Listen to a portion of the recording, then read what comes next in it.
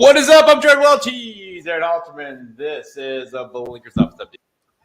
What's up, man? How are we today? You feeling good today? You ready to handicap some Kentucky Downs? Hang on, I got to turn this off. I don't want to get sued here. I was listening to some Drake on the old speaker there. By the way, Drake or Kanye? What's your thoughts? As far as what? I'm going to guess you haven't listened to either album of their new ones, Donda or Certified Lover Boy, but thoughts? Let's get your take. As what? I want your take. Are you a Drake guy or are you a Kanye guy? Just in general. Let's see. Kanye had that song on the Jockey Show. I liked it. I think Drake overall is who I would take over Kanye. So, yeah, I've me, like when we were traveling, like Donda came out and I pumped to listen to that, and you're like, hey, how was it? And I'm like, yeah, And then right after we got back, Certified Lover Boy came out, which is Drake's new album, and I'm telling you, like, it is.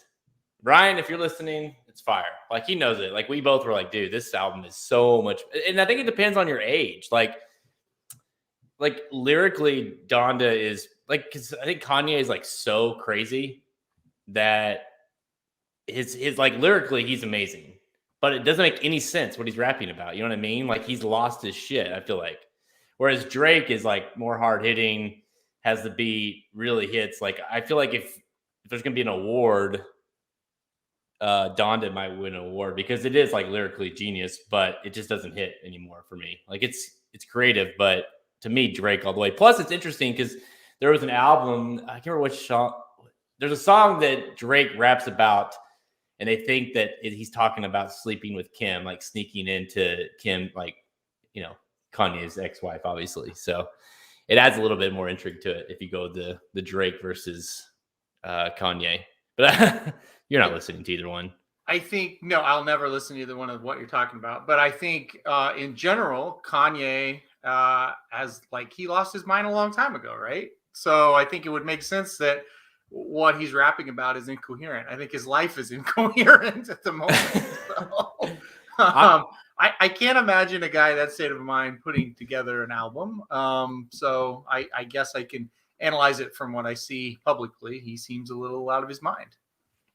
If anybody hasn't listened, the Drake album, like, I've listened through it on play, like, just repeat over the Sonos in the house, just over and over. It's so good. It's so good. And to me, like, you would die. Like, I can't wait till we're together and we listen to the Drake album, because there's gonna be so many lines where you're like, did he just say that he's like a lesbian too because he likes girls? Like, that's one of the lines. I mean, so to me, you're gonna have a heyday with it. But no, I don't want to. I would play it, but I don't want us to get sued because I don't think we have that kind of money. So we don't have Drake money.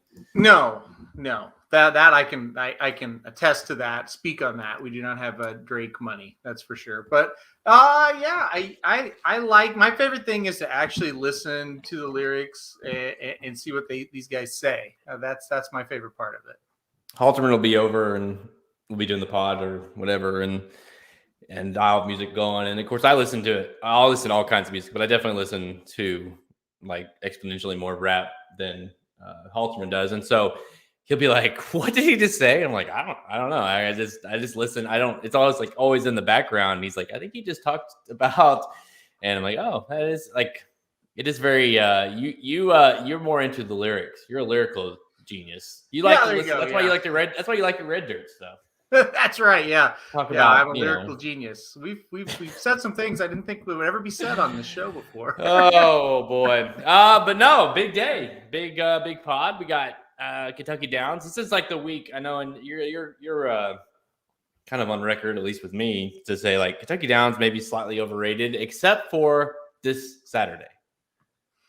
Well, look, this Saturday is great card, great horses, and great races. The most the other 4 days at Kentucky Downs, it's kind of sketchy what you're going to get. There's some good horses at times that run there, but a lot of times it's just like average type horses on a weird, strange turf course with huge fields and weird camera angles. And it's just a situation in Kentucky Downs. If you go there and you go into a race or a card, I should say, be prepared for weird, goofy shit to happen during the day, and don't let it get to you mentally, because it's going to happen, and it's going to happen multiple times.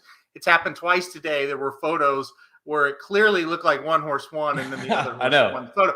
And like, I think it's the second race, the jockeys were off all the other horses. The horses were going back to the barn, and they go, oh, no. The 2 beat the 11 in this photo. It's like, oh, okay.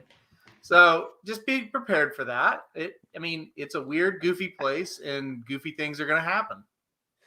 Thank you for everybody that's joined us live right now. We are obviously early, 3 o'clock ish local time, because we wanted to do it before the Magic Mike show because, dude, the NFL's back. The NFL is officially back tonight. So we're like, dude, we're not messing around with this stupid podcast during the show. So we're going to make sure that we're done. We got our shit done. Dallas Cowboys, Tampa Bay, of course, saddens me to say the defending Super Bowl champions. I know you guys probably talked about it on Due to Bet Sports podcast. So if you haven't checked that out, everybody, go check that. It's now available on all your podcast networks. So go check out Due to Bet Sports.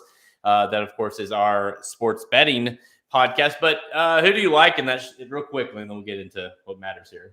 We both kind of had a red flag on this game because, the point spread is just a lot. 9 points in the NFL is a lot of points, right? And we both believe Tampa Bay will cover this game. So we were on the side of Tampa Bay, pick Tampa Bay, however you want to say it. But you got to be really careful. If this thing goes to 10, I wouldn't touch it. And I would kind of tread lightly the first game. We got a ton of games coming up this weekend. Again, Tampa should cover this. Really, it shouldn't be too big of a problem, but the backdoor cover possibility here really looms large with that 9 points. So it's the largest point spread of the week in the NFL. But yeah, long story short, we both did pick Tampa in this game. Yeah, it's just a lot of, Tampa is not unknown really, but with Dallas, they're just a perennial disappointment, but yet you kind of keep waiting for them to, Dak obviously is back. So what's he going to be like off the injury? But it wouldn't surprise me if the Cowboys cover at all. Mm-hmm. So it definitely is dangerous for sure, especially for, like you say, week 1, first game of the year. You just don't know. If I had to play one, I would probably play for Tampa to cover, because Dallas is just, I think I picked them to win Super Bowl. Was it 2 years ago? Maybe we did. Yeah. We always do our annual Super Bowl picks, and ever since then, I'm just never again, because they're the most out of all the teams in the league. They're the one that could they make it Super Bowl? Yeah, they've got some superstar talent. Obviously, could they lose the division, have a losing record? yeah, they do. They do that too. So, I can see either one going. All right, let's get to today's. Oh, by the way, Halter and I talked about it before the show. We are killing the best thing I saw today segment. Yep. It's fun. It's gone. It's gone. So if you liked it, sorry, go listen to the Magic Mike show. I think they still do it. They stole it from us, by the way, which we stole it from SVP. So that's the thing. One, we stole it. 2, it got way, way old, way stale. And we never played by the rules. It was never today when we talked about something. It was always some random bullshit. So we're like, you know what? Neither one of us. I texted you. I was like, hey, what do you think about Nick City? He's like, yes. I hate that segment. So we're done with it. We'll just talk about bullshit in the intro every week instead of just making sure we have a best thing. We'll talk a little bit about last week. Of course, we have a segment coming up in the Breeders' Cup. We'll get into everything that we saw at the end of Del Mar and Saratoga. So let's get to it. Today's show, we are going to look at the final month. That's right. We are just a month away with final preps for the Breeders' Cup Challenge Series races, as well as horses we are targeting for this year's Breeders' Cup World Championships at Del Mar. Then we're going to get some rapid fire selections this weekend at Kentucky Downs, including, of course, the $1 million Calumet Turf Cup, which serves as Breeders' Cup winner in Longines Turf. We got 2 out of the 5 stakes races at Kentucky Downs on Saturday, our Breeders' Cup win and you're in races. So it's a huge day at Kentucky Downs. Let's go.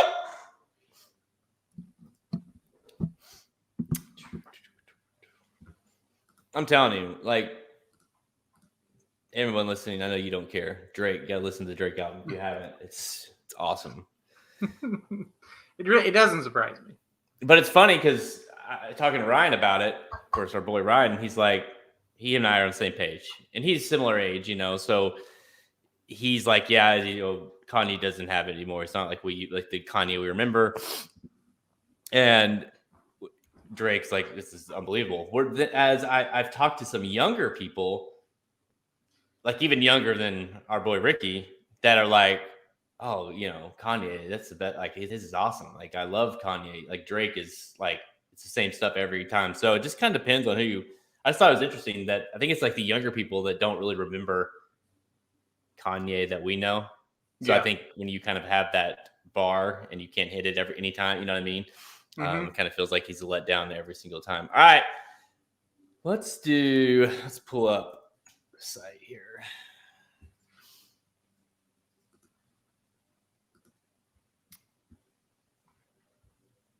Okay.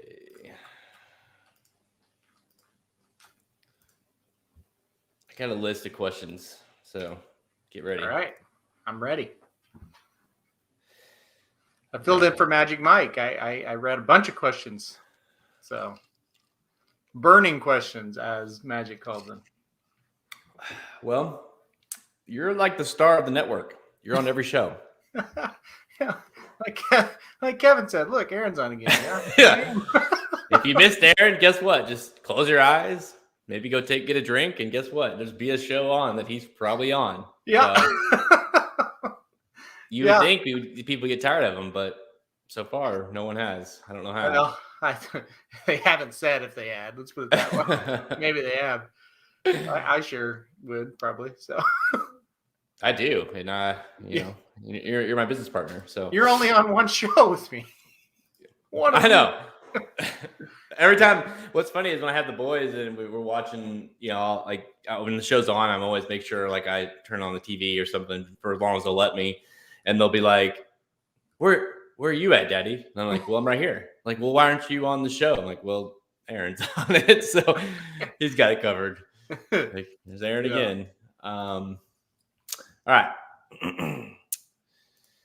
3, 2, 1. November 5th and 6th, the 38th Annual Breeders' Cup World Championships returns to Del Mar. And, of course, we are sitting here about a month away in terms of the last prep race. So, really, you're at a point where these horses are either making their last starts in the next month in preparations for the Breeders' Cup, or they're done. And then they're training up to the Breeders' Cup. And if you go to racingdudes.com under horses, you can look there and see Breeders' Cup.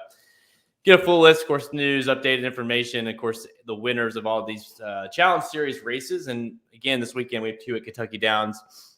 But really, once we get back to Churchill, which is next weekend, we have the Pocahontas and the Iroquois, of course, juvenile races. It really just takes off from there. September 18th, we have a bunch. Whether it be Woodbine, you go to Santa Anita, of course. Belmont's got some. Keeneland, when it returns in the fall, it really starts pumping them out. And then October 13th is the Jessamine. That's the Keeneland. That's the last one. That's the final prep. And so we basically are at that point, like kind of before the final push of Breeders' Cup races, we thought we would just kind of jump in here and see where everyone's at. Because once that ends, I mean, it's like all hands on deck. So it kind of feels crazy, but with Saratoga being over, but the Breeders' Cup is really not that far away.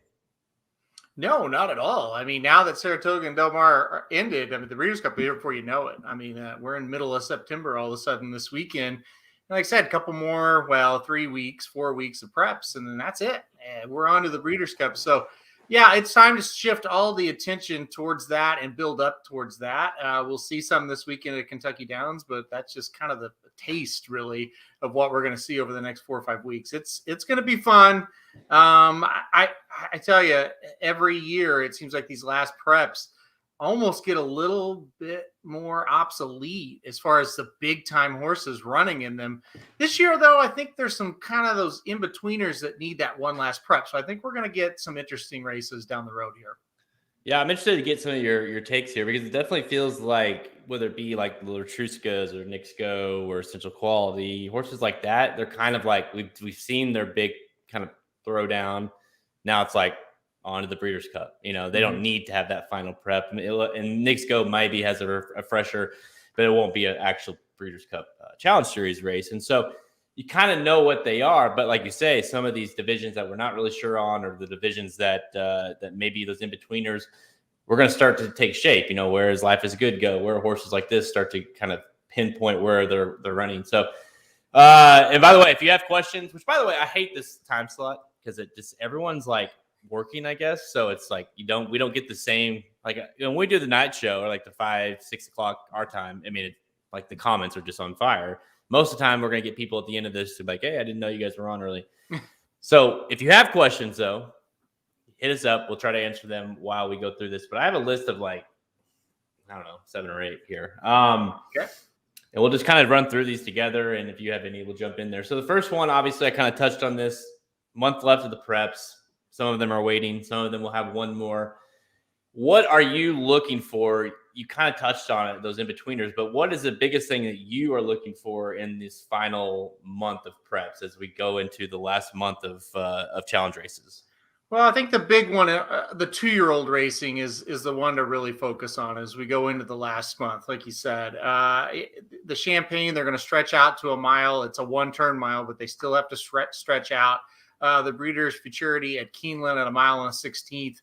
Going to get some look at these horses as they go 2 turns. Same way with the American Pharaoh at Santa Anita, and the Pocahontas at Churchill Downs next weekend. Actually, another 2-turn juvenile race. So that's the big thing I look for now. With a lot of these horses like pointing towards the Classic, maybe not prepping during this time period. These 2-year-olds, you really need to get a good indication of. And honestly, I did a poor job of it last year. Essential Quality won the Breeders' Futurity and looked very good around 2 turns at the same track where the Breeders' Cup was going to be held. And then you look at Jackie's Warrior, who won the Champagne, and he won just so damn impressively that I couldn't get away from him. And I didn't really factor in, well, that was a 1-turn race. We still don't know about 2 turns. Maybe don't single Jackie's Warrior, So I'm going to learn from my mistake there, really try to study that a little bit harder this year. But no, I mean, overall, you've got to look for these 2-year-olds and look how they handle doing something new for the first time. Yeah, that was it's funny too, looking back. Obviously, Jackie's Warrior is unbelievable beast, and it's amazing to think those are the 2 horses, and you could be so wrong about that race with Jackie's Warrior, but yet fast forward to today, and those are 2 of the best horses in training. So it just, like you say, when I was on the same, I liked Jackie too over Essential Quality, and just obviously the horse is a 1-turn specialist. Yeah, to me, it goes to the 2-year-olds as well. I think because it's a Classic, you kind of feel like. The other thing is starting to the last month, and not necessarily the races in particular, but just starting to pinpoint. Because we start making, obviously you start putting up your Breeders' Cup early predictions. You will start kind of doing the pre-guide work and things like that here in the next couple of weeks, and you start to. I'm looking forward to the idea of like, okay, where is this horse going to point? Where are the final decision they've made? Where is Life is Good going to go? Because that could change from I don't think he can win the Classic to he's a single in the dirt mile kind of thing. So it just kind of depends on where these horses are going to enter, and it helps, I think, to me, have an idea of how these races are starting to take shape as we get closer. Life is Good's kind of in no man's land a little bit, as far as what race are they pointing to? We're not really sure. Where do we prep him next? He has to have one more prep. We're not really sure. He's definitely one of the more intriguing ones coming up in this set of races. You look at a horse like Hot Rod Charlie in the Pennsylvania Derby. How's he going to look there? Medina Spirit, where are they going to send him? There's a few horses that are kind of in that weird spot. Knicks Go is another one. I mean, there's the Lucas Classic, though, for him at Churchill Downs. It's not a Breeders' Cup race, but that's kind of where he's probably going to prep. But it's still a strange spot for a horse that's probably going to be the favorite in the Classic to prep at.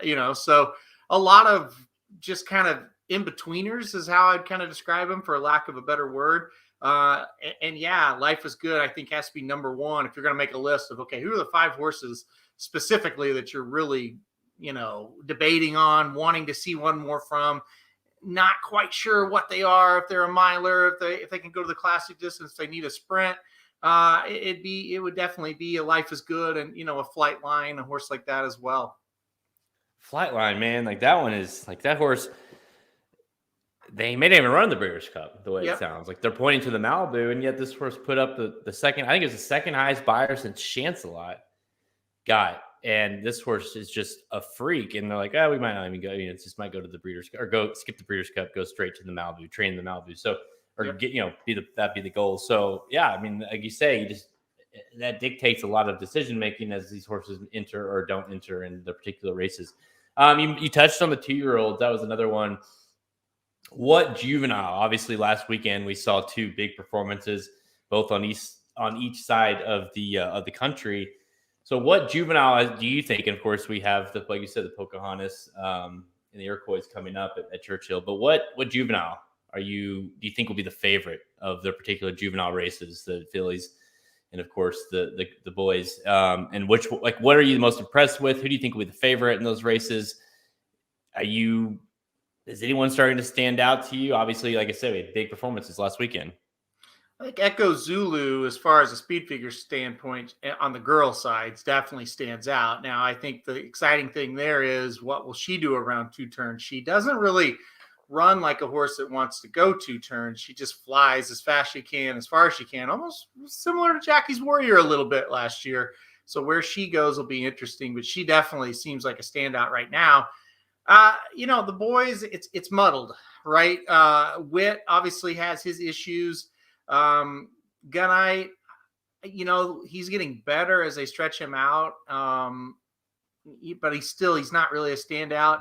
The horses that ran in the Del Mar Futurity, they didn't really look good on paper, or I mean, they don't look good on paper or visually, either one. The number didn't come back strong, and the race didn't look great. Bob Baffert has a colt that broke the maiden last weekend called Cornish. I think he's probably the favorite, like the lukewarm favorite, but we have one race under his belt. It was a sprint, and we'll have to see what he does routing. So he's definitely one that, going 2 turns, kind of what I talked about a little bit earlier, is going to be really important to see how he does. Yeah, that horse is getting some serious buzz over there. Well, he should. He ran a 98 buyer, and he ran off the screen, and he had a ton of hype, and he cost $1 million, and no douchebags got him. So, I mean, there's all kinds of positives for him. Yeah, I mean, obviously, I think Pinehurst is extremely interesting because of douchebag has, and obviously just won the Del Mar Charity, so the race obviously will be at Del Mar. I don't know how, I don't think I gave Gunite enough credit for the win immediately after, because you watch that race, like he didn't start well either, but he kind of kept coming. I feel like the longer the better for Gunite. Witt, he's not a favorite, but he might have a world talent we may never see. You know what I mean? Like I don't know how he's gonna ever figure it out, because like you said before, like he's at the level now where he's still very good, but he's not good enough to overcome spotting them 10, 15 lengths, whatever it is, in particular races. Like he ran a great race. Like you take out Goodnight, he wins, Yep. But Goodnight was in the race. There's nothing wrong with how he ran the race, as far as, once he finally got his feet under him. It's just that little, break always really hurts him. And you look at the horses that he beat in the Sanford were way out of it in the Hopeful. They didn't run very well. So obviously that field was kind of weak, and he was able to overcome it. And he overcame it as far as passing, 9 of the other 11 in the race, but he couldn't pass Goodnight because he was just good and wouldn't really come back to him. And that's going to be a problem. Now, going 2 turns, maybe the break doesn't mean quite as much. But again, I mean, you look at the Breeders' Cup Juvenile, horses that don't break well usually don't win. And that's kind of why we were marveling over Witt so much, because horses that don't break well this early in the year don't win. And he had twice. But he's not going to be able to be top-level competition now without a better start of the race. It's just that simple. He does seem push button. Like he when they asked him to go, he went. He got into spots. He was weaving in and out of traffic. Stuff like that doesn't bother him. He's pretty professional when it comes to that. But just out of the gate, is a big problem. And it's 3 times in a row now, right? So it's like maybe that's just what he is. Yeah, I don't know. It's obviously him. It's not a jockey issue. It's not a they No. can't. I mean, it's training. I mean, this horse is. It's hard to even imagine how good he could be because, like you say, the fact that he just because he almost runs every race start to finish on full go because he has Yeah. to. Like Yeah. he's just on constant drive, sustained drive the whole way around. And that's what happened in this race. You look at it and go, boy, he kind of flattened out. Well, yeah, because he had to run to get in contention the whole time. And he needed to be ahead when he got to the top of the stretch and it could just maybe just cruise on home. He didn't have another gear after using several to get in position. He didn't have that one more to go catch Goodnight there.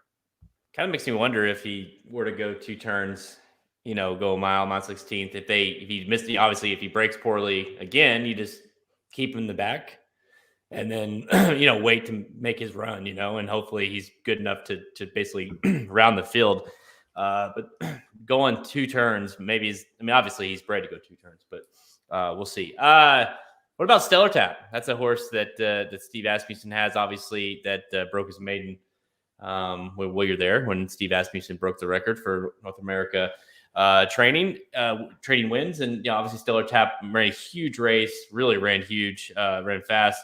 Obviously haven't been seen since, been training. We think maybe Iroquois. We don't know for sure on that, but he's one that, he's an unknown, right? He is, and he's another one where it's like, yeah, you want to see him around 2 turns. Obviously, he went very fast early and was able to hold on in a sprint up there at Saratoga. He won't be able to go that fast 2 turns. Will he be able to kind of, rate or ration that speed in and still have a little bit left down the lane? I would assume that's where they're going to point. I mean, he's got a pedigree that says he can go 2 turns just fine. So I would think the Iroquois would be next for him, but we'll see. Maybe they take a shot at the Champagne at Belmont. I think that's possible as well. So there's options, but yeah, he looked like he had a ton of talent. He got a big figure. So I certainly think where he runs next is ultra interesting. Yeah, he's like I say, I think you're right. I think in terms of the 2-year-old, that seems to be this last month of prep seems to be the most interesting in terms of because both those races seem, especially the male side, seem to be like really stacking up. All right, let's go to another one here. Which challenge race, whether it's ran already or whether it's going to run, do you think is going to turn out to be the most productive, the strongest classic prep? Boy, that's tough. I'll go the 4-star Dave because I think there was multiple horses in there that can make an impact at the Breeders' Cup. Will any of them win? Maybe not, but will 3 or 4 of them come out of the 4-star Dave with a legitimate shot to win? When the past performances come out the Monday before the Breeders' Cup and we look at it, will we be going, yep, that horse can win. Yep, that horse can win type of thing.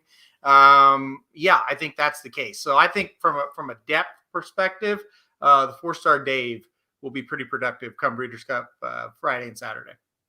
Well, what about the Classic? That was the question. You're skipping over the Classic. Oh, the strongest for the Classic. It's got to be the Whitney, right? Yeah, it probably is. I don't really. Yeah, it would have to be because I think those guys, those horses, even if Nixco doesn't run well, you got horses in there that can certainly hit the board or maybe upset at a price. Yeah, okay. I'll go with the Classic. I think that, or the Whitney. I think that makes the most sense. I mean, you kind of look back and obviously the Jockey Club Gold Cup, no thanks. You can look at, obviously, Will Mishriff, but that was international. The Haskell. I mean, the Whitney. The Haskell could be pretty productive, I guess. It could. Midnight Bourbon will be in the race. But yeah, it's got to be the Whitney. I want to throw this up here real quick. The Travers, that's not a Breeders' Cup race, unfortunately. So, or that would be the answer. For sure. Yeah, the Travers would be an easy answer there because if you're going to use the Haskell, then the Travers is the long, and that might be the most productive race. They continue to screw up that every year and don't make the Travers a Breeders' Cup race. I I don't know. I have no explanation why that is. Especially when you have the Haskell is one. Like that makes It's crazy. none like beyond 0 cents. All right. To piggyback off that, what division right now do you have the best feel for? And in the same context, the worst.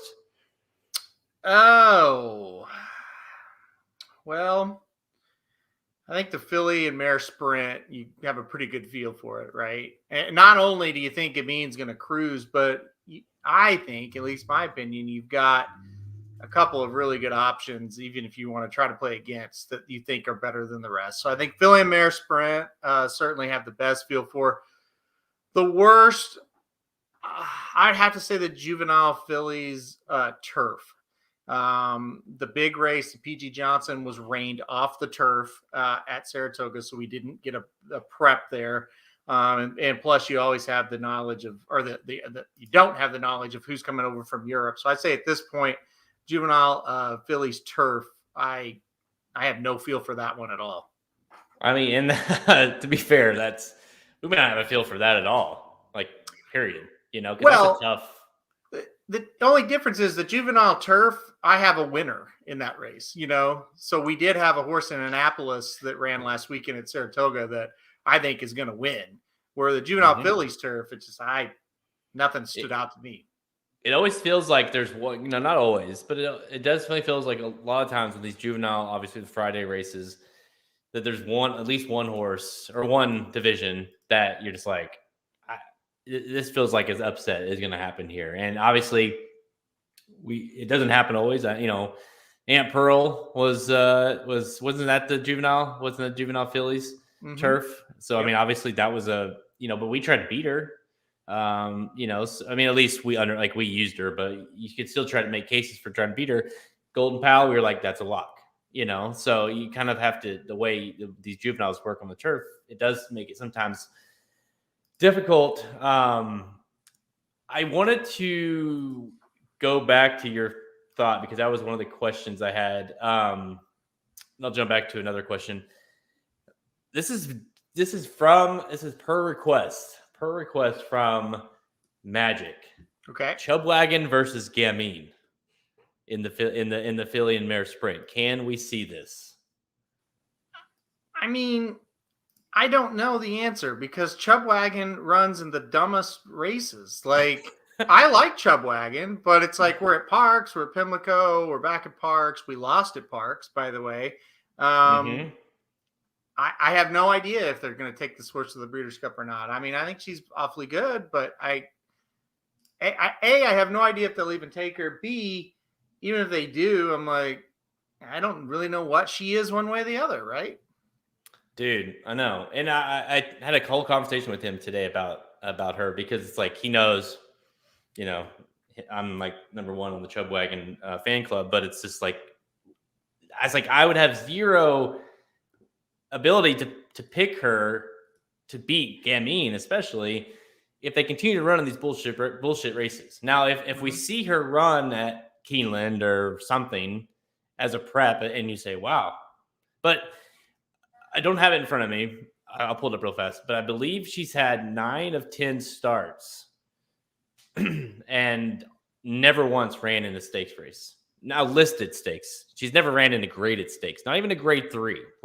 She'll run huge and then they run her in another bullshit race and then another. And it's just like, at some point you got to test the waters right. And you look back at the big one, right, is Run Happy. Because Run Happy was a horse that kind of was running bullshit races. But then they went to Saratoga and he won the King's Bishop. And then the rest is history. Obviously, the horse went on to win the Breeders' Cup later that year. But at that time, it was like, he's been really good. Can he compete at that level? Well, he could. At some point, you got to try it, right? Unless they just don't think she's good enough to do it and they're just not going to try it. Exactly. And you look at the past performances. She's been at Parks 5 times. She was at Aqueduct once in an allowance, 2 races at Pimlico and a race at Delaware. And like I said, you did, we lost one of those at Parks.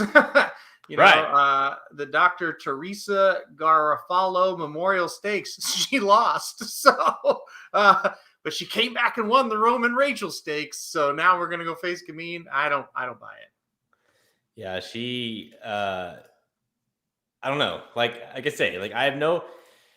The problem is if they do decide to run her, and I don't think they would run her if she hadn't won't run in some sort of decently step up, from these before the Breeders' Cup. But yeah, he's like, well, what if she runs from? She's gonna be like 20 to 15 to 1. And I'm like, well, yeah, but I mean, she would be interesting if you're gonna look for horses to beat Gamine. Like she would be one you'd want to use just because she's unknown. But I certainly don't know if I'm the connections, if I'm like gonna go be like, we're gonna go run straight from Parks to the Breeders' Cup.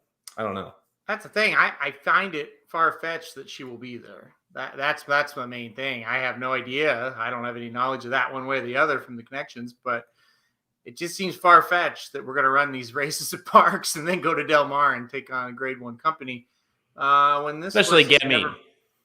This horse has never been in a graded stakes race, so that's it. I mean, never. And she, like you say, that she lost. I think it was Andy Sterling after Gamine won. It was like, if Chubwagon would have came, I don't know. I think she would have stayed undefeated. It's like, well, she just lost last week. So yeah, at Parks, mind you. Right. I don't know. I don't see it. I think it'd be great to see. I'd love to see it, but they got to get her in one race. Like if let's, I don't know what, let's see. What is there anything left that for the Filly and Mare sprint? I don't know that. Oh, yeah, the TCA is in Keeneland, October 9th. I would bet she's not there. I would bet that as well. That's a tough ass race to go to try. I mean, because that's just it. I think that's the final Filly Mare sprint prep. So it's like, well, I don't know. I don't know. I guess maybe try to run her at Belmont or something, but anything other than Parks over and over, and then expect unless that you to just work. want to win a bunch of races, then go ahead. But for the Breeders' Cup, I don't think so. Dennis asked how much this horse has made over 400K, 400,000 and 10 starts, 9 first, 1 second, 422. I don't know. Yeah, I don't know what they paid of the horse, but I'm going to guess not much. I'm trying to see. Yeah, I think it's kind of a homebred there. George Chestnut owns the horse and also was co-breeder. So yeah, homebred. And let's see, the sire is Hey Chubb. I'm gonna venture to say Hey Chubb has about $1,000 stud fee. Great name though. There's not many times I look at a sire and have no idea who that is, and I could not tell you who that is. All right. On that note, what division is ripe for an upset? Ooh, what division is ripe? Obviously, it's impossible to know at this point. We are so far away, but it maybe goes in line with divisions you have a bad feel for. But although sometimes when you have a bad feel, it turns out the favorite wins that race just because they're not very good. So what division? There's always one. What division do you think is going to be possible for an upset? I'll give you two. The Turf Mile certainly feels like there's an upset. We don't have anything here that's very good, I don't think. In the Turf Mile, I'm not going to count Got Stormy. Sorry, I don't think she's going to win the Breeders' Cup. And then the Europeans are always kind of iffy. So I think the Turf Mile makes sense. Also, at the Turf Sprint, we'll see. We still got a couple of races left to kind of break those down. But I think the Turf Mile would be the best answer. The Turf Mile, where is that? I mean, Smooth Like Straight, Got Stormy, Raging Bull, Set Piece, Princess Grace, Hit the Road, Mo Forza. Yeah, there's more. Mo Forza will be tough. Somebody will beat them. What was the other one you said? Turf Sprint is always one that I think could produce a price. Yeah, I mean, shit. Who are you going to go in the Turf Sprint? It just seems... It's a bunch of trash in that race. And obviously, we're going to We're going to see a turf sprint prep this weekend at Kentucky Downs, Yep. which is probably going to make it even more muddy because I'm not picking the favorite there. So It definitely feels like either one of those divisions, because it definitely feels like obviously the classic, the distaff, and that's tends to be the turf. I mean, to me, in my experience, I always feel more confident in those races than I do these, no matter if there is a strong favorite or not. The juvenile turfs, I always feel pretty good about, but the sprint and the mile on the turf. Now the regular Breeders' Cup turf, I usually feel pretty good about it as well. Right. But those two races there, I always struggle with. What about? I mean, I know that it's not really an upset looming, but I mean, are you say Jackie's Warrior? I mean, is that still? Do you think that he can continue the run at that level at Del Mar? I mean, because to me, I look at Mind Control can't do it. Obviously, Fringe Fire, no. Flagstaff, no. Lexingtonian, hell no. I mean, Yalpon, I don't think he ran well, but I don't necessarily think that horse can. I guess if Life is Good decides to run in a sprint, maybe that's dangerous. So they go, rematch. Maybe he gets but to me, I have a hard time picking against Jackie's Warrior as of now in the sprint division. Depends on who ends up running. Flightline might be interesting. Life is Good in a rematch would be interesting, but I don't think it's primed for an upset because I think, you're going to have to be damn good to beat him. And it's going to have to be somebody really, really good. And it's not going to be just Mind Control jumps up and wins. I don't think that's going to happen. I don't think Warlike Goddess can lose. Oh, I definitely think she can lose if Santa Barbara shows up. I just think Warlike Goddess is. I agree that those two are the two, but I just don't think we've even scratched the surface of how good Warlike Goddess is right now. I don't know if they can keep. I don't think we can see. I don't think we've seen the same from Santa Barbara either. No, that's the thing. That's what I was going to say. I don't think we scratched the surface on Santa Barbara. So I think it would be an absolute showdown. I think it's between those two for sure. Now, if they're both in the race and neither one of them win, that's a huge upset. It might be too short for Warlike Goddess. They might run her at the turf. She really just doesn't get going until, that final furlong of these long races. So, yeah, now listen, I'm not trying to take anything away from her. That last race was just brilliant. It's just cruise control the whole way. Didn't really ever ask her to run, and she just kicked away. But I don't know. Santa Barbara, man, that horse is pretty damn good too. But you don't know if she's coming. And Aidan O'Brien has been known to put his best, male or female, in the turf, the regular turf, and not the filly and mare. So that's something that's got to be sorted out a little bit later. But yeah, I mean, Warlike Goddess, she's awfully good. Warlike Goddess hasn't left first gear since April. I mean, in March, whenever that lost her streak, I think it was March when it started. So, I mean, she's just been on another level. All right. Last question I have, unless anybody else has any more. How much stock do you put into the Del Mar surface and its influence on what we might see? We've heard this a lot, whether it be the turf being really fast, whether the dirt being, going to favor speed. You've been on record saying, listen, we've got a while. It's still the fall. We don't know how the track's going to be playing then, but let's fast forward and say you haven't. I mean, how much of a factor do you use the track, whether it's at, Keeneland, it's softer, whether it's here and it's going to be fast? How much factor do you put into that when you're making your final decision? 0. There you go. It's the most overblown, overrated thing in racing. 0. These are the best horses in the world, or at least this country. It's the bias will have to be extremely, extremely strong for it to influence me at all. 0. I mean, to me, I never, ever make a decision based solely off of the track. Now, if I love a speed horse, I think the horse seems like it's going to get loose in the lead. Do I make that kind of, okay, and the track is going to be playing ultra fast? That's my check mark. But I don't ever look at it and say, there's no way this horse can close. There's no way because the track is playing way too fast, or there's never going to happen. It's well, no. Actually, really good horses tend to run in the Breeders' Cup. and those horses don't give a shit about the track. Like, they're going to run their race. We see it time and time again where a really good horse still manages to close because guess what? They're still really good. Matoli said, fuck you to the track bias that year to Chancelot. He didn't care. He still ran him down because he was the best horse. So I get it. It's just, I think you're totally right. Like, it can be used, but not overblown. I mean, if you're in between one or two horses and they're the same Right. to you, well, then sure, you can use it. But if you're like, I have to play horses that are within 2 lengths of the lead no matter what, and Zenyatta's in the race, then, I mean, you're going to get beat, or like Essential Quality would be an example of this year. It's like, listen, they can overcome track biases. And here's the thing. Very rarely is there actually a track bias strong enough to make a difference in these types of races.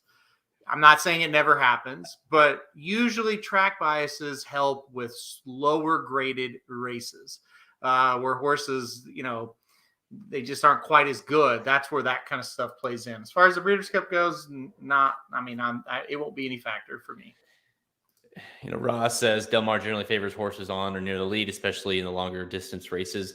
I think the point that I'm trying to make, or you're trying to make, is just like, let's say you're deciding, but whatever. I'm trying to think of a speed, like Life is Good runs in the dirt mile, and let's say the track is ultra favoring closers. Like speed is just not holding at all. Like, if you're between Life is Good and Jackie's Warrior, I'm just saying for debate here, like, give me another dirt mile horse that's really good. Like, I think you can use that as like, okay, that's my angle. I'm using that as my decision. But to say like this horse who's 20-1, who's a really good closer, is going to be able to beat Life is Good. Like, and I'm using that reason that the track's not going to hold.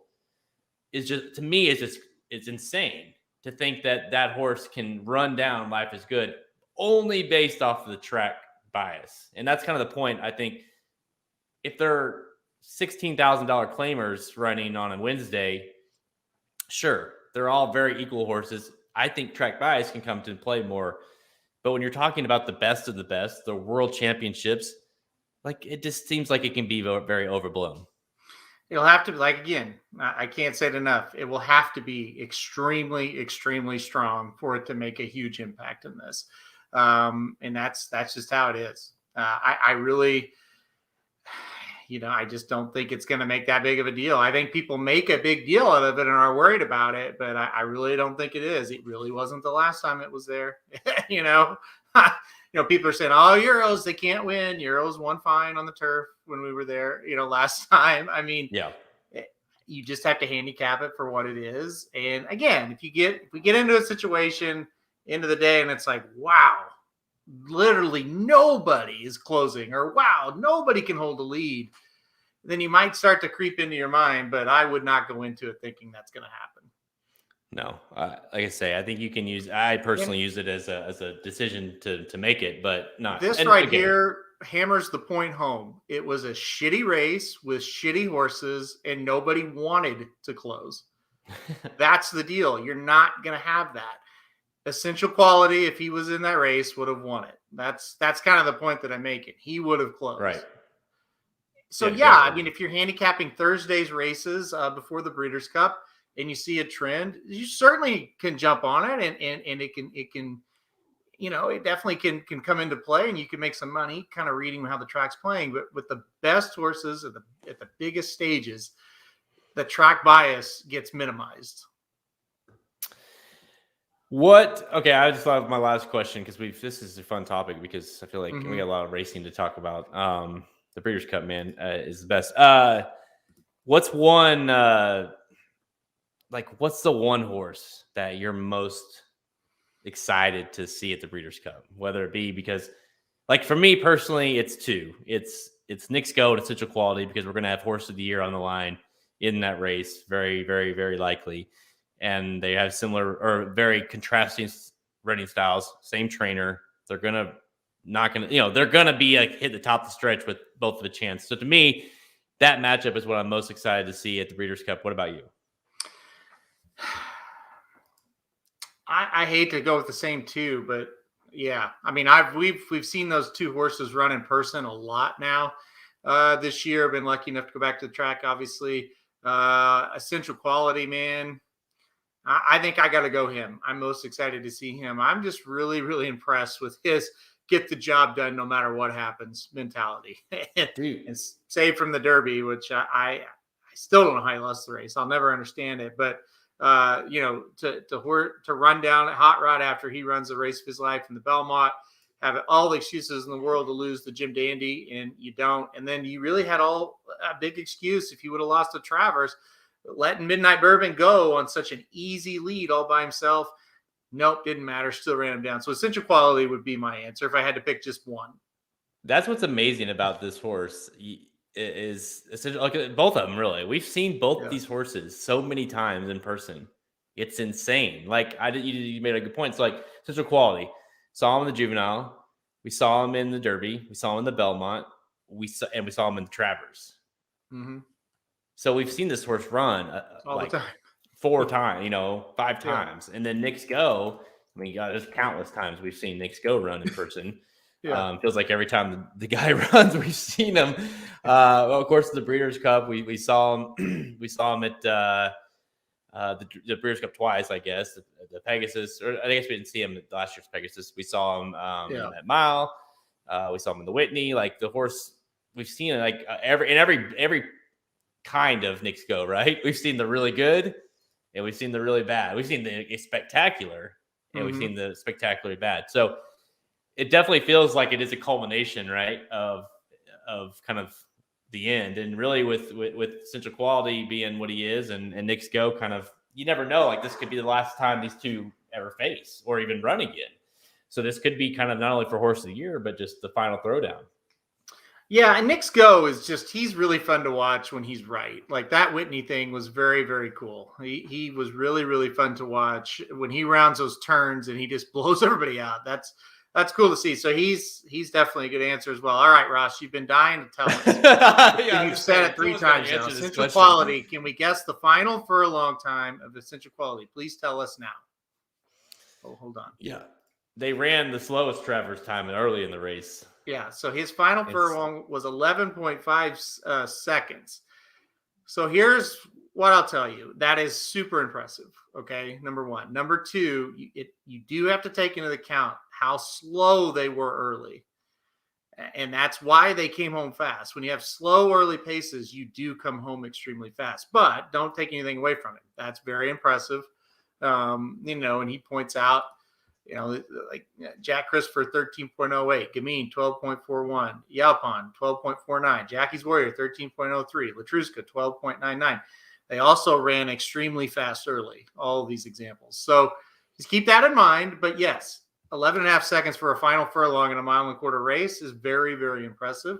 And it's one of the many reasons I have him on top right now in the Breeders' Cup Classic division. Yeah, the thing I love most about that horse is it's a point that you're making is like, it doesn't matter if they run incredibly fast early or if they run incredibly slow early, and vice versa. It doesn't matter. He's going to be there at the end. He's the smartest horse in training right now, I think. He's definitely, especially the fact he's a 3-year-old, is just it's unbelievable. Brad Cox has alluded to this as well, that being the smartest horse he's ever trained. Like, he just knows where he needs to be in every part of the race, and you almost don't need to do anything with him. You just kind of, he knows, he's almost like if you just took out every horse in the field, he's going to run the same kind of race every time. Like, he's going to be here and he's going to be here. If they're running slow, he'll be closer. If they're running fast, he'll be further back. And guess what? He'll make his huge run. Like, he's going to be there at the end. Yeah, exactly. Well, it's like the Travers, like, damn, why is he in second? And then you see the quarter and it's like, oh, okay, well, he's just doing what he always does. And that put him in second naturally, the way the pace is unfolding, instead of last like he was in the Jim Dandy. Mellow Yellow says, didn't Midnight Bourbon run like 0.1 seconds slower? Are we betting him in the Classic? My answer to that is Mellow Yellow. If you can guarantee me that he will run 6 furlongs loose on the lead in the Classic in 114.49, absolutely, I'll bet him in the Classic. But it's going to be a whole different story for him in that classic. That they might run 6 furlongs in a minute 10 if Nix goes in the race. So we'll see how that goes. I wanted to answer. Let's see. Yeah, Chris. I just pulled up an article I hadn't heard. I think it's still definitely on. They're on the fence here. It sounds like I don't know where he'll run next, but he's in the ARC Championship Stakes, Breeders' Cup Classic, Japan Cup. They're all options. This is Mishriff that he's talking about. They're a little worried about the Del Mar Short Straight. Sounds like the Classic. So I wouldn't be surprised if he's there, but I think right now I'm going to guess he's not, at least in the Classic. I don't think he'll be there. I hope he is. I like him. Obviously, gosh, he's. And this is Thoroughbred Racing Commentary. That's from Nancy Sexton, who apparently talked to the Prince himself. Oh, Nancy, sure, we know her. Friend of the show, Nancy. Yeah, Nancy. She's never steered me wrong. I don't know. Yeah, I think it'd be great. But to me, like, don't you get to the point where you're just like, even if it's him. Even though I get it, but it's just like when an international horse comes over to the Classic, you kind of just like, yeah. I mean, I feel like we've seen all kinds, makes and sizes of these horses that have tried it, and it just doesn't work out. I mean, it did on the synthetic once, but yeah, now that we're pretty much all back to dirt now, I kind of look at it the same way I look at horses coming over that are going to run in the Derby. It doesn't usually work out. All right, let's do it. We got 5 stakes races to talk about at Kentucky Downs, of course, coming up on rapid fire. But again, you can tell that we are pumped up for the Breeders' Cup. We are, like I say, we got a month left of challenge races. We'll be talking about these more and more as we get closer. Of course, the Breeders' Cup wagering guide and the trends articles or trends guide will be coming out in the next couple of months to get you guys ready for the Breeders' Cup. That puts a wrap on our Breeders' Cup first look. This is we can do it off the air, but Art Collector running in the mile or Classic or skipping. I haven't heard, but he's interesting. Yeah, I mean, wherever. I mean, he's been really good. His last 2 races have been very good. I don't know the answer to that, Dennis. I would venture to think the mile, but we'll see. We'll see what happens with him. I feel like he's a bit overclassed in the Classic, but in the mile it might make sense. Yeah. I think where they spotted him kind of tells you everything. They took him to Charlestown instead of running the Jockey Club Gold Cup. I mean, I don't think you do that with a Classic type, especially when he's right there at Saratoga, but could be wrong. All right, we got 5 stakes races at Kentucky Downs. So we want some handicapping. Here you go. 3, 2, 1. All right, time for rapid fire presented by Racing Dudes Premium. Now is the time to be a subscriber at Racing Dudes Premium. Go to racingdudes.com, click the big button on the menu, get Racing Dudes Premium. If you are an active subscriber, you will get our wagering guides absolutely for free. And that, of course, is going to include the Breeders' Cup wagering guide coming up in the next few months. And, of course, if you are a subscriber, you'll also be getting the trends guide as well, which has helped people cash tickets in the past few years.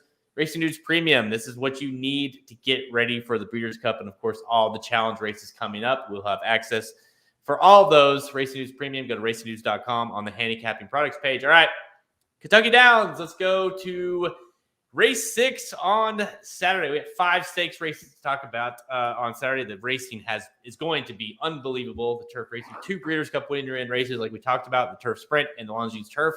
Both winner-in events, race 8 and 9. But we'll kick things off with race 6. It's the Mint Ladies Sprint Stakes, grade 3, where $600K. All these are huge purses, by the way. For fillies and mares, 3-year-olds and up, going 6.5 furlongs on the turf. Dude, I mean, I'll say every one of them is a tough race because they all are. I mean, especially considering it's Kentucky Downs. Let's kick it off. Like, what do you think of this one? Well, I look at it like this: Phoenician Harbor wins by a couple, or any of the other horses entered can win. I think it's either or. If Phoenician Harbor runs back to the Monrovia race, which I know it's very different situations than what Kentucky Downs is, but still, she ran that race at Santa Anita. I'm like, why wasn't she on the turf all the time? Like, that horse looked like a monster on the turf. So Went to the dirt unexplainably. Next time out, got second in the Grade 1 Clement Hirsch, and now back to the turf here. I just think she's faster than the rest of these. So I'm going to kick it off with Venetian Harbor, but I will probably use 2 or 3 more here because, boy, if she does kind of falter, it definitely gets wide open in a hurry. Yeah, I kind of made, and let's just like, I'll be playing all these horses for the most part when it comes to the favorites on my tickets because I don't think you want to leave them off. But I pretty much made a very active stance here of I'm not playing favorites. I'm not going to number 12 Constantia. Well, sure. For John Sadler, Rispoli on board. This is who I went with. This horse last time out did not run great, but this horse gets the extra distance. This horse 2 back, 3 back was running really, really well at 6.5 furlongs. This horse will like this distance. The longer, the better. 6.5 furlongs, of course, at Kentucky Downs is like running, 7 furlongs basically. Of course, you got the uphill, then you get the run up. It's a lot. It's a lot to ask for a horse who maybe is pushing the limits of 6.5. This horse won't be. I think this horse is going to just relish this distance here, and you're basically counting on Venetian Harbor fading, right? Because Venetian Harbor very well could wire this field. I'm going to bank on that she doesn't, and this filly can run her down late in the race. I think she'll be coming late.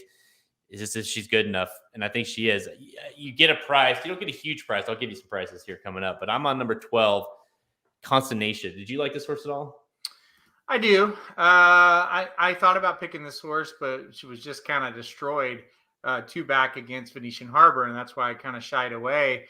Same thing with the 6 Superstition. I thought about that horse, but again, was kind of destroyed by Venetian Harbor 2 races back. So the 6 and the 12 were the next 2 I liked, but I just was like, well, shit, they weren't close last time. And I know different circumstances, maybe that changes things. But yeah, I mean, my affection, I should say, or could say, for the 12 led me to the 10 even more here.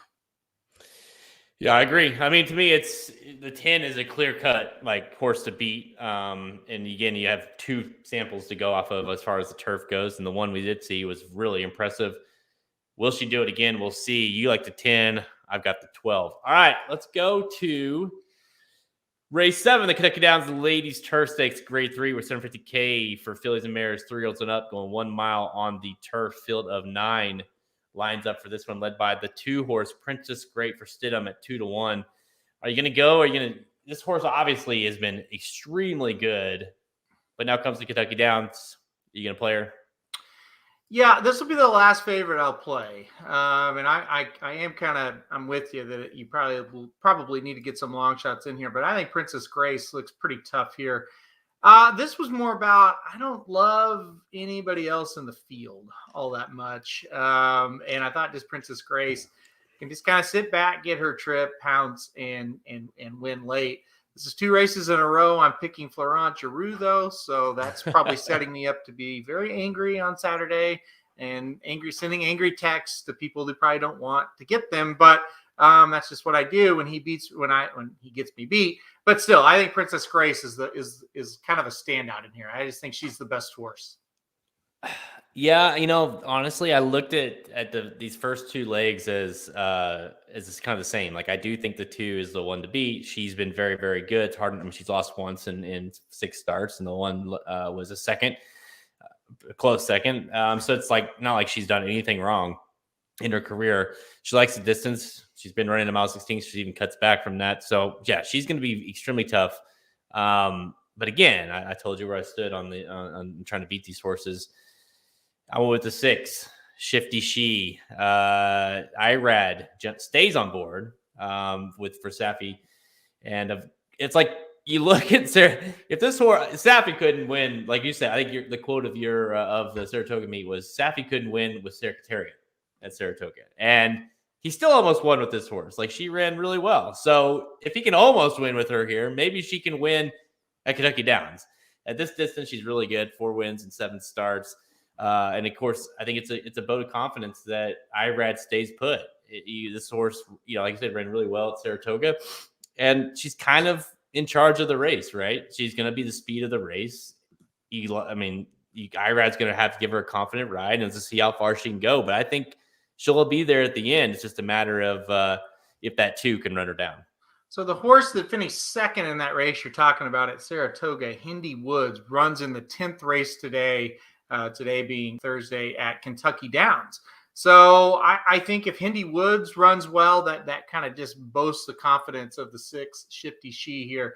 So that's kind of an interesting angle to kind of see how that horse does. So that'll be fun to watch here a little bit later on. All right, so there you go. Maybe if Hindi Woods runs awful, maybe the pick changes to the 2. But right now, it's on number 6, Shifty She. All right, let's go to the next one. This is going to be race 8, the FanDuel Turf Sprint Stakes, which again is a Breeders' Cup win. You're in for the Breeders' Cup Turf Sprint. $1 million on the line for 3-year-olds and up, going 6 furlongs on the turf field. 12 lines up for this one. Again, here we go. Casa Creed, Got Stormy. Those are the 2. Got Stormy obviously came back and ran huge last time out. I cashed in big on her at Saratoga, but guess what? You're not getting the huge price. Now you're going to have to suck down a low price. Do you have confidence in her? I do not. She certainly could win, but I don't have a lot of confidence in her. You were talking about rap earlier. Didn't Drake have the song Back to Back? Wasn't that Drake? Yeah. Okay. Well, and Primus is going back to back in this race. He won this race last year. I think he's going to do it again. I really love that price of 6-1. Let's hope we get it.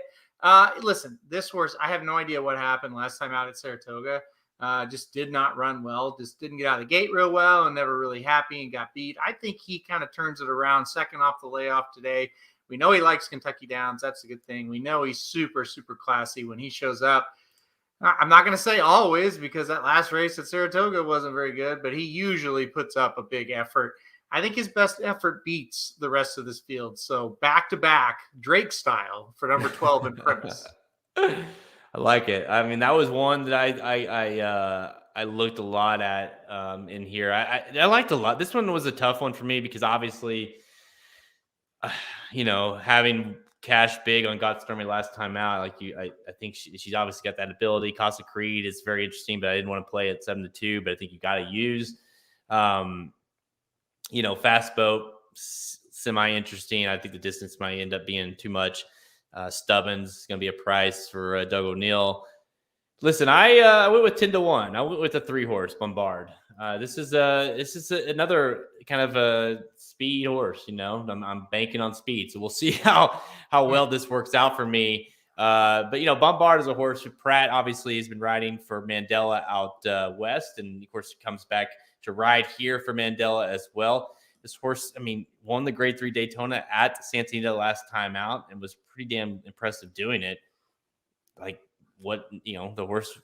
horse can win a Grade 3. The horse, you look back, the turf sprint at Kentucky Downs last year, the horse nearly gets beat or nearly wins. It gets beat by your horse, Imprimis, but ran a huge effort that day.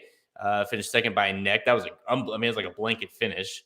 The Breeders' Cup, this horse did not run great, did not run poorly, just kind of ran in the middle. And then, comes back this year, runs second on debut, and then runs really well in the tunnel. I think this horse is primed to run a really big effort for Pratt. He's going to go to the front. This horse has been working out great, so I think he's going to be loaded. Number 3, Bombard at 10-1, blowed up. Let's go to. Do you like the 3 there? Yeah, I like the Flavian Pratt's aboard. Yeah, I think you gotta like that, right? Yeah, I think he said if speed kind of holds, that horse has got a shot. That horse is quick. 10-1. Let's see what these. The thing about Kentucky Downs is always tough. Like a horse will go in the gate at 7-1, and then they come out and it's 4-1. So you never know what price you're really going to get until the race starts. All right, let's go to race 9. Again, this is another Breeders' Cup winner in for the Longines Turf. It's a Calumet Turf Cup Stakes, Grade 2, worth $1 million. Again, for 3-year-olds and up, going 1.5 miles on the turf, of course. Again, Breeders' Cup implications on the line. You got a field of 12 in here for this one. 3-1 on Arklow. Channel Cat's at 9-2. 2 horses. Oh, Zulu Alpha at 6-1. 3 horses I do not trust at all. What a segue. So Please All tell right, me I you want to make picked one of something them. very clear. Please tell I've me you picked one of them. never picked Channel Cat ever to win. Ever. Oh no. Oh no. I'm picking him here. Oh no. Okay. One, I love the distance. I do. I love this. I love the distance for him. I think the distance will suit him very well. Where is the other speed in the race? That's my big thing. He's at his best when he can get out to the front and cruise. I think he can do it here. I see a lot of horses that are very slow early on. I think he can get to the lead. And if he does, going 1.5 miles on this track at this distance, I think they're going to have a hard time catching him. Yeah, I'm going Channel Cat here. I did not want to do Arklow at all. I'm kind of done with him. Zulu Alpha, I'm done with him. So then you go, okay, where are we going? Well, it just makes sense on paper that Channel Cat's going to get an easy lead here. So I went Channel Cat on top. How does it make you feel to put that pick in? I don't feel that bad about it, honestly. That was a weird thing. I thought, you've never picked him, and that usually goes well, but he has beat you a couple times. But it's just like, yeah, who's going to be out there with him? I'm just not sure. You told me, it wasn't even that long ago that you told me you've never picked Channel Cat one time in your life, and you never will. So things change. And I do agree with you, though, that I talked to Magic about this race earlier today, and it was like, yeah, I mean, Channel Cat, I mean, he likes the track. He's wanted the track, and I don't see a lot of pace in the race. Like, I think the race, he kind of will have it kind of, again, hand it to him if he wants it. I just don't trust him, especially at a low price. Well, Maker's got like 5 horses in the race, so I went with one of them. I went with number 8, A Journey to Freedom. I did 10-1. Ultimately, it felt like he was kind of playing roulette a little bit here, kind of duck goose on who gets to ride who. Like it just seemed like there's like the jockeys kind of changed and switched, but he gets Irad to ride this one, which is to me is a very good sign. Listen, this horse loves this horse wants to keep running, keep going. This horse needs longer the better. 1.5 miles at Kentucky Downs is going to be great for this horse. So to me, the distance is perfect. You're going to get Irad, which is going to give you a great ride. The horse, last back in the John's Call did not run great. 2 back ran really well. 3 back ran really well. This horse is kind of just right there, but I do feel like in this situation, when you have a horse that you're going to need to get the distance and won't be tired at the end. The concern is he fast enough? Can the horse close? Can he get there? Because I could also see him being underneath, using underneath in your exotics, the 8. But at 10-1, I think he's good. He offers way too much value. But here's the thing: this race, not to scare people off of the 8 because I just gave that pick out, but Channel Cat, I liked. Tide of the Sea, I liked. Bluegrass Parkway at 20-1, I liked. The 8, I liked. Glen County, I liked. I mean, it keeps going. This race is wide open. I think you need to go as deep as you possibly can and hope you can get a price. But I like the 8, A Journey to Freedom. Let's go to, let's see. Dennis says the 4 will rabbit the 3, Aaron. There you go. Uh-oh. We'll see. I do agree. I think it's a maker race. But you just got to pick out which maker it's going to be. I'm going to play a lot of makers with Channel Cat. Yeah. I think the 6 at 20-1 is super interesting. I like the fact that this horse kind of really ran a huge race last time out as a prep to this one. But yeah, I definitely feel like it's a I don't know. Irad's not getting on that horse, and the way he kind of switched around some of these jockeys and kind of makes you feel like if Irad's on his horse here, he's gonna have a shot. I mean, they hit a pretty decent margin when they team up. So, all right, let's do the final one here. All right, let's go to race 10, the final stakes of the afternoon at Kentucky Downs. And to me, this we just talked about how hard that last race was, and I had the hardest time maybe with this one. It's the Franklin Simpson Stakes, grade 2 or 600K for 3-year-olds going 6.5 furlongs on the turf. Field of 12 in here for this one. And, you look at this race and the favorites make sense. Like Point Me By, I'm sorry, at 7-2. Annex at 9-2. Next at 5-1. Like, Annex to Point Me By, I think make a lot of sense. I'm just struggling with, am I going to play? Because then the other side of it is, it feels more top heavy. And maybe you saw this race differently, but I didn't see a ton of, when it comes to like picking a 10-1, like I picked a few 10-1s. I'm having a hard time coming up with that 10 to 15-1 horse that I think can get it done. Well, I'll start with this. I don't think Point Me By makes sense. Remember, it was a grade 1 win last time out at Arlington, but we all said it's the worst grade 1 we've ever seen. If you remember, we talked about that race. So I'm kind of against that horse coming in here. Annex is a weird one. Started the career with 3 straight wins and now has 4 straight losses, but did run better last time out in the Hall of Fame. Only lost by a length to Public Sector, who's turned out to be a pretty nice horse. Came back to win the other day at Saratoga. I am going to take a horse out of the Hall of Fame, but I'm taking the number 6 next. I like the small cutback in distance for this horse, and I still think the horse is speedy enough to get on the lead. And I think if he does, he can just kind of take him gate to wire here. Johnny Velasquez aboard once again for Wesley Ward. That's the go-to rider for Wesley Ward. Last time we saw this horse at 6.5 furlongs at Kentucky Downs, it was a win in a maiden special weight by 3/4 of the length. I think he's back home. I think he's got the win over the track. I think he's got the speed to hold all these off going this distance. So I went number 6 next on top. See, I was struggling with what's going to happen between the 1 and the 6. Obviously, both Wesley Ward trained. I kind of thought the 1 might turn into the rabbit, so to speak, and the 6 sits off. Because to me, I feel like the 1 is going to need to get to the lead, especially drawing the one spot. But it will be interesting to see. Obviously, both horses aren't going to go, it's going to be some sort of idea of what they're going to do. Yeah. I think the 1 that sits off has got a decent shot because I'm hoping it's the 6 because I'm going to use the 6 too because I like this. That's who I kind of was leaning towards between the 2 Ward horses. But I ended up going with the 7 Annex, and I don't love it. But again, it's like I wanted to kind of look, county final, a horse that I remember picking last year in that juvenile race there that Outador won.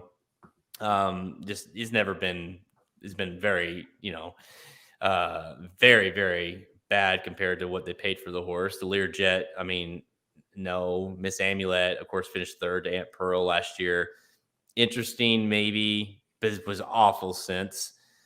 So it's just like tango.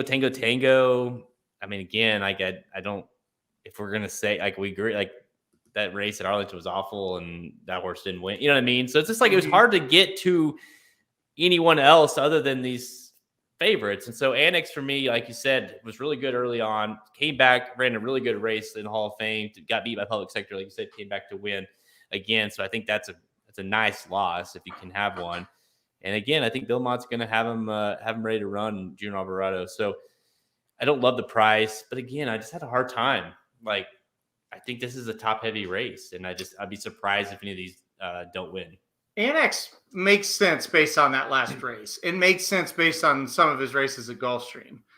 He just, for whatever reason, lost it there for the middle of the season. But that was a really sharp race from him last time out. I definitely think he's one you have to use as well. I like the 1. I would, if you can afford it, the 5, because I'd hate to get beat by the 5. But I definitely like the 1, 6, and 7 in here. Just because I think it's top heavy. And if you're going to if you want to play a price, the 5 for me is the 1. But I end up going number 7, Annex. Yeah, that one, I sit on that race for far too long. Yeah. Because I just couldn't, it just felt, where these other ones, I could make a pretty good case in my head anyways for an upset. But this one just seems tough. Pretty tough. All right. 3, 2, 1. All right, that's all the time we have. Check us out at racingnews.com for our free picks and our premium selections on our products page. Click the Get Racing News premium button at racingnews.com to learn more. Remember, we are your destination site for free horse racing picks and information, as well as sports picks. That's right. Go to racingnews.com/sports. Of course, get you set up for the NFL season starting tonight, and as well as starting college football. It started last week.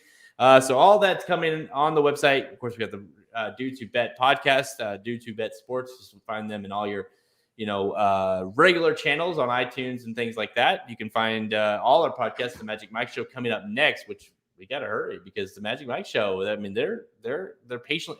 They never start at 4:30. So, but they are coming up right after. So you don't get to see Halterman. You're not on that, are you? You're officially withdrawing for the rest of the day. Yeah, I don't think I'm going on that one. I think Do you need some water with lemon? I mean, is your throat hurting? It's been a big day for you.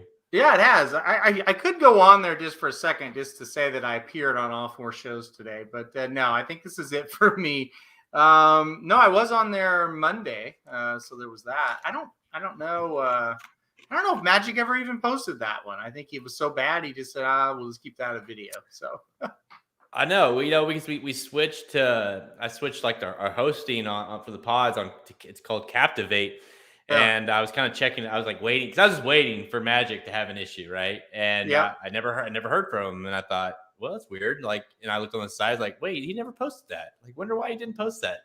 I even text him because I know how to do it, and now very very amateurly, but I do know how. And he's like, no, I got it, and then I never saw it. So I don't know. Yeah, he must have hated it. Well, I mean, maybe we fire him. That's possible. Well, I mean, he's only got 1 strike left, so yeah, that's right. I'd hate for it to be this, but what was strike 1?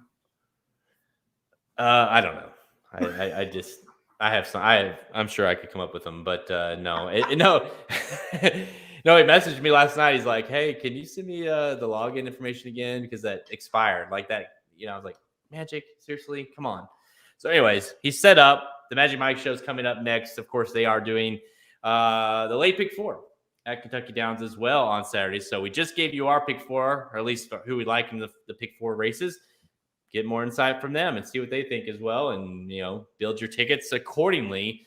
Any final thoughts, Halterman? Big weekend, of course. Our Chiefs, or my Chiefs, your Browns play each other this weekend. What's